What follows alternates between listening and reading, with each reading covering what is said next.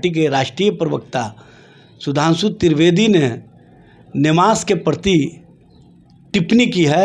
ये कहीं ना कहीं मुसलमानों की भावना को आहत किया है। भारतीय जनता पार्टी को माफ़ी मांगनी चाहिए देश के लोगों से, मुसलमानों से, और ऐसी धार्मिक भावनाओं को भड़काने वाले सुधांशु त्रिवेदी को पार्टी से निकालना चाहिए। जो गरीब वर्ग के लोग हैं, चाहे किसी भी समाज के हों, चाहे किसी भी वर्ग के हों, चाहे किसी भी धर्म के हों, सबसे अधिक प्रताड़ना का अगर कोई शिकार हो रहा है तो भारतीय जनता पार्टी के शासनकाल में नमस्कार, मैं मनीष सब देख रहे हैं एक न्यूज़ 24। देखिए, वक्फ बोर्ड के कानून के विरोध में जितने मुसलमान समाज के लोग हैं कल गांधी मैदान में इकट्ठा हुए थे, लेकिन वहीं बीजेपी के लोग कहते हैं कि शरिया कानून लागू करना चाहते हैं महागठबंधन के लोग। इसी संदर्भ में आज आरजेडी के प्रवक्ता एजाज अहमद जी हैं, इस पर उन्हीं से जानकारी लेते हैं। सब पहले चर्चा में स्वागत है सर आपका। बहुत धन्यवाद सर। कल मुसलमान समुदाय के जितने भी लोग हैं कल वक्फ बिल के विरोध में इकट्ठा हुए थे, लेकिन वहीं पर बीजेपी के लोग कह रहे हैं कि शरिया कानून लागू करना चाहते हैं। किसी तरह देखना चाहते हैं सर? भारतीय जनता पार्टी को अपने चश्मा का नंबर बदल लेना चाहिए। कल वक्फ कानून के खिलाफ पूरे जो भी भारत के संविधान पर यकीन करने वाले लोग हैं, जो भारत के संवैधानिक व्यवस्था पर यकीन करने वाले लोग हैं, जो बाबा साहब डॉक्टर भीमराव अंबेडकर के संविधान को मानने वाले लोग हैं, सभी लोग इकट्ठे हुए थे। उसमें क्या हिंदू, क्या मुसलमान, क्या सिख, क्या ईसाई, सभी लोग, और सभी लोगों का जब जुटान हुआ तो भारतीय जनता पार्टी की बेचैनी स्पष्ट रूप से दिखने लगी है। भारतीय जनता पार्टी की ये बेचैनी बता रही है कि वो देश में जिस तरह का कानून ला करके कहीं ना कहीं बाबा साहब डॉक्टर भीमराव अंबेडकर के संवैधानिक व्यवस्था के खिलाफ काम किए थे, धर्म और धार्मिक आज़ादी को छीनने का काम किए थे, और जिस तरह से माननीय सर्वोच्च न्यायालय ने टिप्पणियां की थी, ये स्पष्ट रूप से दिखाता है कि भारतीय जनता पार्टी परसेप्शन के लिए जो राजनीति करना चाहती थी, जो नैरेटिव सेट करना चाहती थी, उसमें स्वयं वो फंस गई है। और उससे निकलने के लिए अब ये तरह तरह का खेल कर रहे हैं, तरह तरह की बातें कर रहे हैं।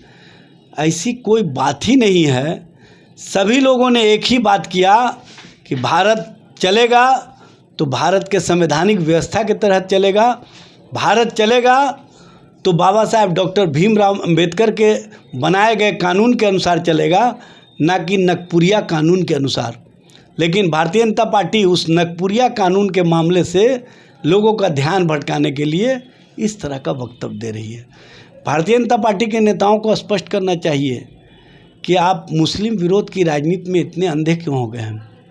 आप मुस्लिम विरोध की राजनीति में इतने स्तरहीन क्यों हो गए हैं। और जिस तरह की भाषा आज भारतीय जनता पार्टी के राष्ट्रीय प्रवक्ता सुधांशु त्रिवेदी ने नमाज के प्रति टिप्पणी की है, ये कहीं ना कहीं मुसलमानों की भावना को आहत किया है। भारतीय जनता पार्टी को माफ़ी मांगनी चाहिए देश के लोगों से, मुसलमानों से, और ऐसी धार्मिक भावनाओं को भड़काने वाले सुधांशु त्रिवेदी को पार्टी से निकालना चाहिए। अच्छा, वहीं आज बीजेपी के लोग जो है पसमानदा कानून लागू करना चाह रहे हैं, उसको क्या कहना चाह रहे हैं? देखिए, भारतीय जनता पार्टी और पसमानदा मुसलमानों की बात हास्यास्पद लगता है। बांग्लादेशी घुसपैठियों के नाम पर सबसे अधिक प्रताड़ित कोई होता है तो पसमानदा मुसलमान होते हैं। भारतीय जनता पार्टी किस तरह का राजनीति करती रही है ये बताने की आवश्यकता नहीं है। जो गरीब वर्ग के लोग हैं, चाहे किसी भी समाज के हों, चाहे किसी भी वर्ग के हों, चाहे किसी भी धर्म के हों, सबसे अधिक प्रताड़ना का अगर कोई शिकार हो रहा है तो भारतीय जनता पार्टी के शासनकाल में।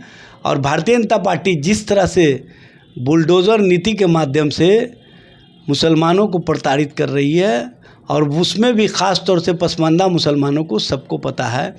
और मैं पूछना चाहता हूं भारतीय जनता पार्टी के नेताओं से कि नमाज के ख़िलाफ़ टिप्पणी करने वाले सुधांशु त्रिवेदी या भारतीय जनता पार्टी के लोग स्पष्ट करें कि मुसलमानों के साथ आपने जो भावनाएं आहत करने वाली बातें की हैं, क्या उसे पसमानदा मुसलमान स्वीकार कर सकता है?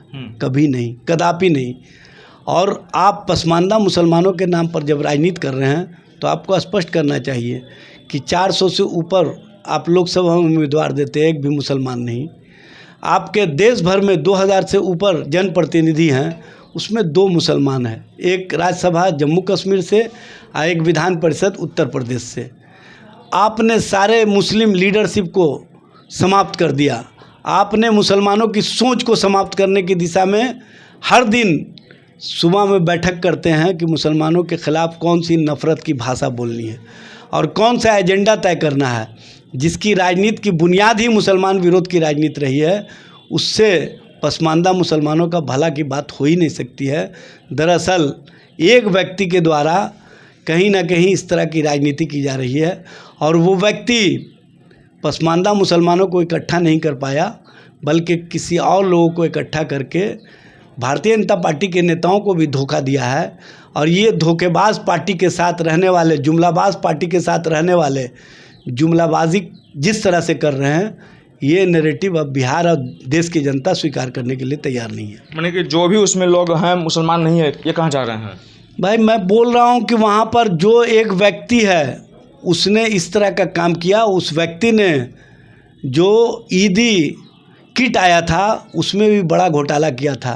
उसकी भारतीय जनता पार्टी अगर जांच कराए तो सब कुछ सामने आ जाएगा। तो आप सुन रहे थे आरजेडी प्रवक्ता एजाज अहमद जी को, ये सारे प्रश्नों का जवाब दिया। तमाम खबर देखने के लिए एक न्यूज़ 24 से बने रहे। धन्यवाद।